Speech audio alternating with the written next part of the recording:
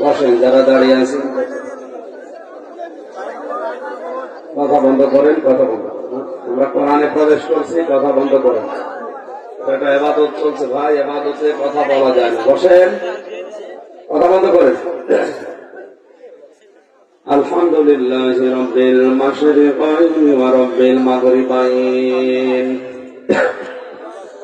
الذي خلق كل شيء زوجين وأوجب علينا الإحسان بالوالدين ونشهد أن لا إله إلا الله وحده لا شريك له وأشهد أن محمدا عبده ورسوله سيد الكونين صلى الله عليه وعلى آله وصحبه وأتباعه أجمعين ليلا ونهارا في الطرفين.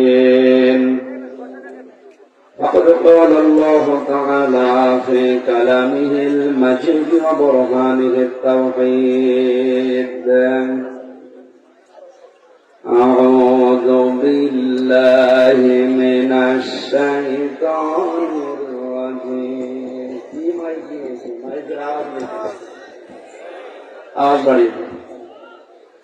بسم الله الرحمن الرحيم. وعباد الرحمن الذين يمشون على الأرض هونا وإذا خاطبهم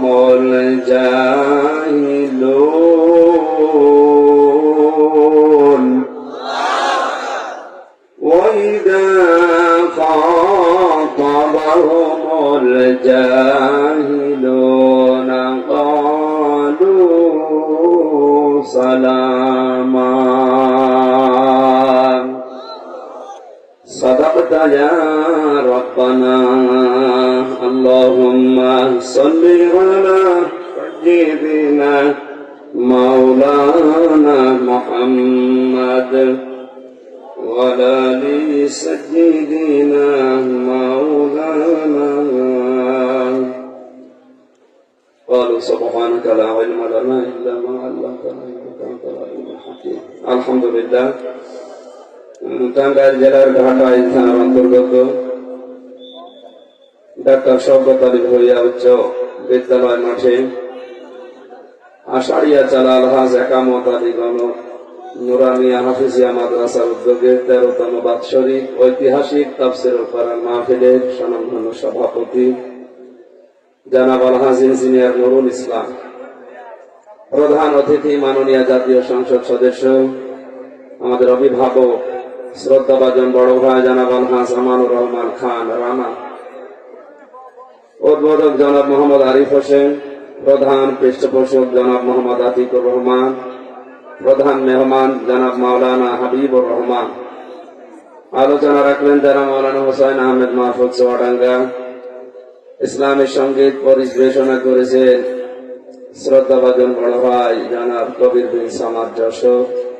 বিশেষ অতিথি যারা, বিশেষ করে শফিকুল ইসলাম শফি, চেয়ারম্যান 11 নম্বর ধলাপাড়া ইউনিয়ন পরিষদ, জনাব এজাহারুল ইসলাম ভৈয়া মিঠু, হাফেজ মাওলানা হাবিবুল্লাহ, আরো নাম আছে অনেক। এত নাম একবারে বলতে বলতে দোয়া করতে করতে সময় চলে যাবে, একবারে দোয়া করে দিন। আমার দাদা একটা গল্প বলতেন যে শিক্ষক ক্লাসে যে বলছে বোর্ড বানান কর, বলছে স্যার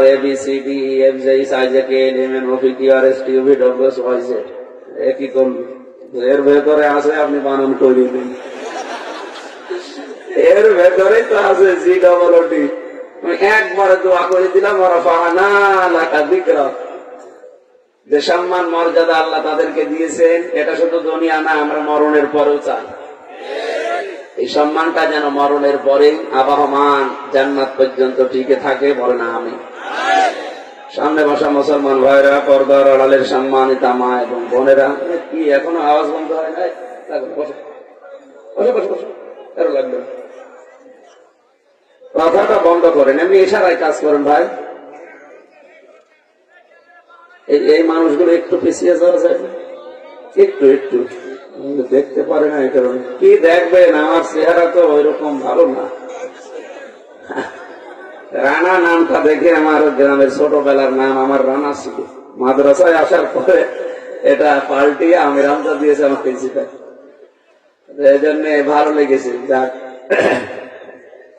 সামনে বসা মুসলমান ভাইরা, পর্দার আড়ালের সম্মানিত মা এবং বোনেরা, প্রশাসনের ভাইরা, প্রাণ প্রিয় টাঙ্গাইলবাসী, সবাইকে নিয়ে মহান রব্বুল ইজ্জাত ওয়াল জালালের দরবারে শুকরিয়া জানাচ্ছি, যিনি আমাদেরকে সুস্থ রেখেছেন।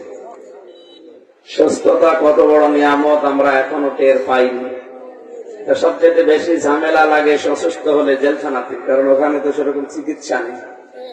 আমরা যেখানে ছিলাম কাশিমপুর হাই সিকিউরিটিতে 3 বছর এক রুমের ভেতরে, আমার মনে হয় ওখানে যে ডাক্তার আছে সব রোগের এক ডাক্তার, যাই বলে একই বড়ি দেয়। জেলখানাতে ভাইও যেহেতু ছিলেন, আমিও জানি যে বাস্তবতা এখানে আসলে মানুষ আল্লাহর রহমত ছাড়া বেঁচে থাকা সম্ভব না। সে আল্লাহ আমাদেরকে দয়া করে মায়া করে কোরআনের এই অনুষ্ঠানে সওয়াবের নিয়তে আসার যে তৌফিক দিলেন, বলেন আলহামদুলিল্লাহ। তিরমিজি শরীফের হাদিস। এখনো কথা বন্ধ করেননি আপনি, তো করেন। এটা রেকর্ড হচ্ছে, এই যে কালকে সারা দেশে চলে যাবে। আপনি টের পাচ্ছেন কি হবে, একটা বদনাম হয়ে যাবে। আপনাদের অভিভাবক বসে আছে, এরপরও আপনারা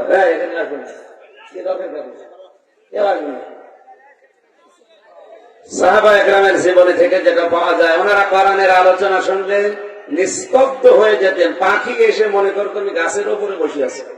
আর এরা এখনো কথা বন্ধ করেন, বসে কথা বলবে না ভাই।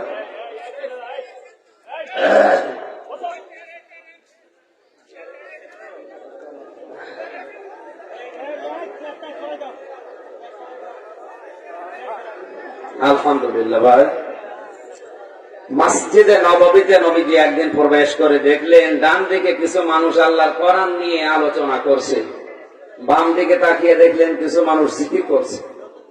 নবীজি বললেন দুইটা দল ভালো কাজে আছে, তবে সবচাইতে ভালো কাজে আছে যারা কোরআন নিয়ে ব্যস্ত আছে।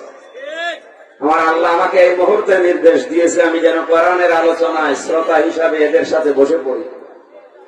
আপনি টের পাচ্ছেন এই আয়োজনটা, যদিও মনে হচ্ছে এটা ফেলতে হয়তো, কিন্তু এটা এখন এমন দামি অনুষ্ঠান হয়ে গেছে কোরআনের ইজ্জতে। বিশ্বনবী যদি বেঁচে থাকতে আর ওই ঘাটাইল সখীপুর এলাকার পাশ দিয়ে যদি হেঁটে যেতেন, কোরআনের ইজ্জতে, কোরআনের যে মর্যাদা, তার কারণে নবী পর্যন্ত এখানে শ্রোতা হয়ে বসে পড়ত। এরকম একটা জায়গায় এসেছেন, এর শ্বাস প্রশ্বাসে নেকি হচ্ছে, পুরাটা ইবাদত। মাজলিসু ফিকহিন খায়রুম মিন ইবাদাতি 60 সানা। নবীজি বলেন একটা ঘন্টা যদি কোরআনে কারীম বোঝার জন্য, হাদিস বোঝার জন্য কেউ চেষ্টা চালায়, 60 বছর নফল ইবাদত করলে যা হতো এরকম সওয়াব আল্লাহ দিয়ে দেন। আমার বয়স এখন 33 বছর, 60 বছর আসতে এখন 27 বছর বাকি। সুতরাং আমি একটা ঘন্টা যদি কোরআনের পেছনে আজ বোঝার জন্য ব্যয় করি, আমল যদি আপনি নাও করতে পারেন, তাও 500 রাকাত নফল নামাজের সওয়াব।